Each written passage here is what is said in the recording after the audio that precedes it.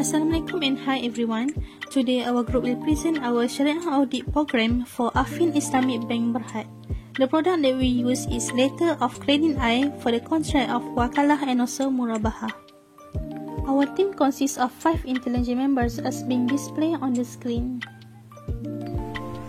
Affin Holdings Berhad was incorporated in Malaysia on 31 May 1975 as a private limited company.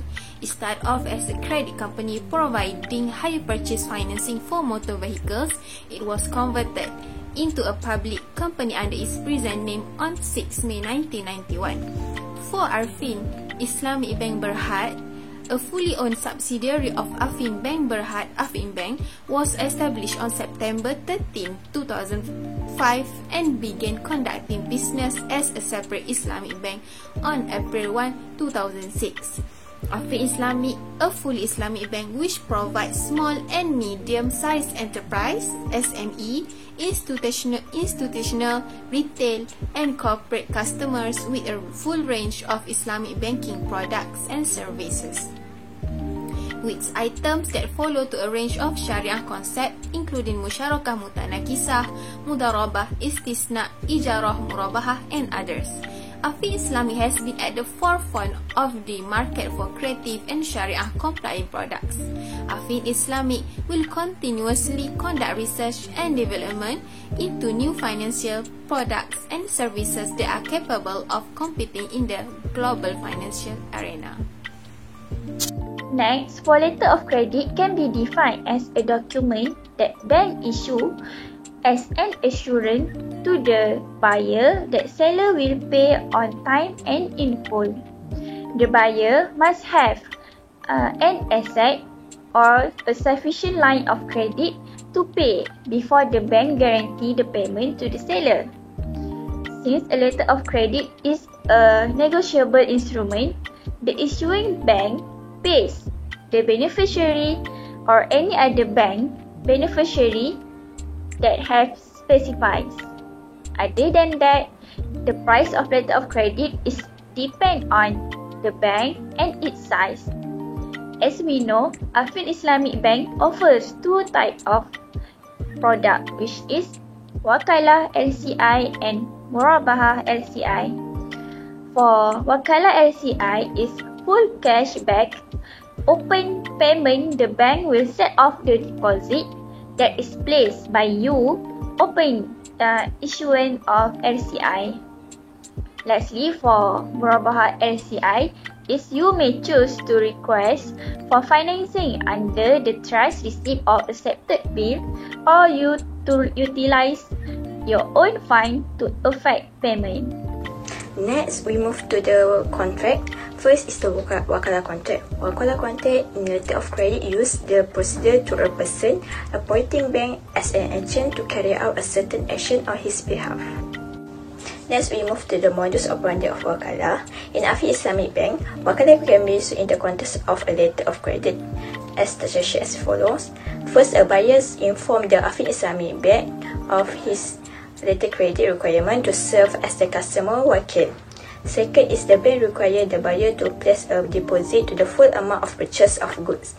Third, the bank issues a letter of credit to the overseas supplier, reaffirming that payment will be paid by the bank after receipt of the shipment of goods and compliance with the SC term and the condition. Fourth is the negotiation bank requests payment for the bank in accordance with the reimbursement directive. 5 is the client pays back the bank the amount of the LC plus any fees. Second is Murabahah contract. Murabahah describe a purchase agreement in which the seller make a profit. Murabahah are simply treated as cost plus profit saving. For the modus operandi of Murabahah contract, involve the following steps. First, the buyer tells the Affin Islamic Bank of his letter of credit and requests the bank buy the items. Second, the bank appoints the buyer as its agent to purchase the good on his behalf. Third, the bank creates the letter of credit and uses its own money to send the proceeds to the negotiating bank. Fourth, the bank sells the goods to the customer at a sale price including its cost and profit margin for payment in a delay period. 5. The buyer accepts the ownership of the item.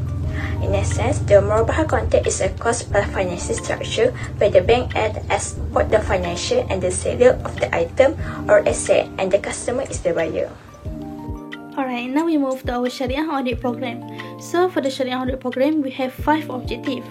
The first objective is we want to identify the existence of sale contract between customer and also exporter. So for the objective, we will use the documents that called as a sale contract. So for the procedure, we have 5 procedures in the sale contract. First, we will examine how the business handles sale at each level. And second, we want to focus on customer service and also sale effectiveness. And then we will review the quality of the business current sale leads. And then we will examine sale record and data that affect purchasing decision. And the last procedure is we want to evaluate the margin analysis and also all the contract support material. Consequently, for the next objective of the Sharia audit program is to ensure the right title of goods in terms of ownership between two LCs, which is SCI Wakalah and SCI Murabaha. This objective need to be included as there is issue where banks not obtaining customers' consent when directly put ownership of the goods to the bank, even in SCI Wakalah, where banks supposedly only act as an agent or wakil because there is minimum risk of banks not getting paid by the customer. This audit needs several documents to complete, which are Bill of Lading, Product Disclosure Sheet, PDS of Letter of Credit I by Affin Islamic Bank Berhad, Sales Contract and also BNM Parameter of Murabaha and Wakalah Contracts. The procedure to undergo this objective started with review PDS to ensure either banks stated the right title of the goods. Next, auditor need to evaluate sales contract to determine the beneficiary of the goods and differentiate it between SCI Wakalah and SCI Murabaha. Then, confirmation with bankers on whether ownership is direct to customer or to the bank. Afterwards, identify the beneficiary of the goods in Bill of Lading, and last but not least, assess BNM parameter of Wakalah and Murabaha contracts in order to identify differences in terms of goods ownership. Next, for Sharia audit program, we use the source of document of fees and charges, product disclosure sheet. We made our objective to evaluate the system, process and procedure used by the bank for fee and charge. Then we use the procedure to review all the policy and practice regarding fee and charge. Second, checking the accuracy and functionality of the system used to determine fees and charges, such as account management system. Third, interview the bank employees who are engaged in the fee and charge process to better understand and procedures and system. Fourth is verifying a sample of free transaction to see if fees are being computed in a proper manner. Next objective is to ensure that practices and policies adhere to the organisation standard. We refer to the document of policies and procedure. Firstly, we verify compliance and make sure that policies and processes adhere to the most current alteration to the relevant laws and regulation. Secondly, review the advice given by the relevant parties prior to the approval process. Third, review the approval of letter of credit by respective approving authority. While for minor risk is misunderstanding about the policies and procedure. For moderate risk, not following or missing some procedure that have been set. Major risk is changing the policy that has been set without following relevant laws and regulations. Next, for source of document is risk management and annual report.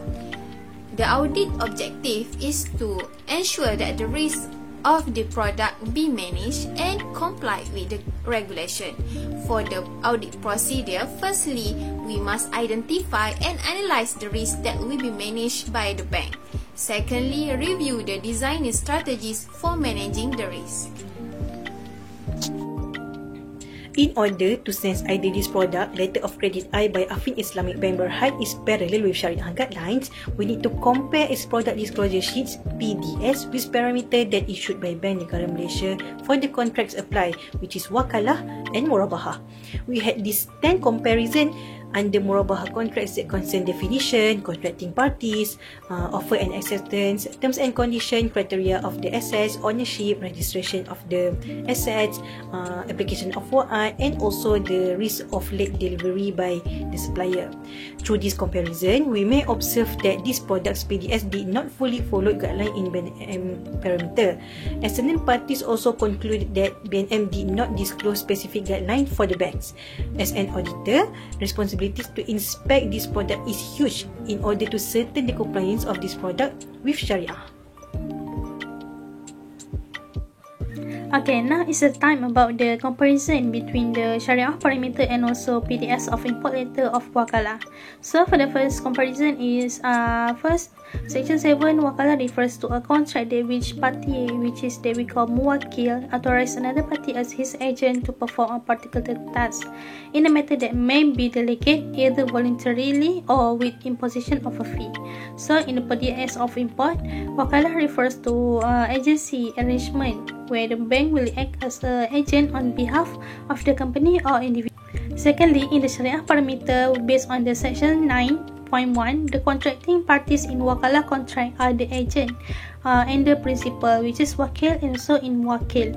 And then based on the PDS of import, the bank will act as an agent on behalf of the company or individual. And the last comparison is between the section 9.2, which is the contracting party should have the legal capacity to enter into the Wakalah contract. So based on the PDS of import letter, the PDS bank does not mention whether the contracting parties might have legal capacity or not to enter the Wakalah contract. That's all from us. Thank you for watching.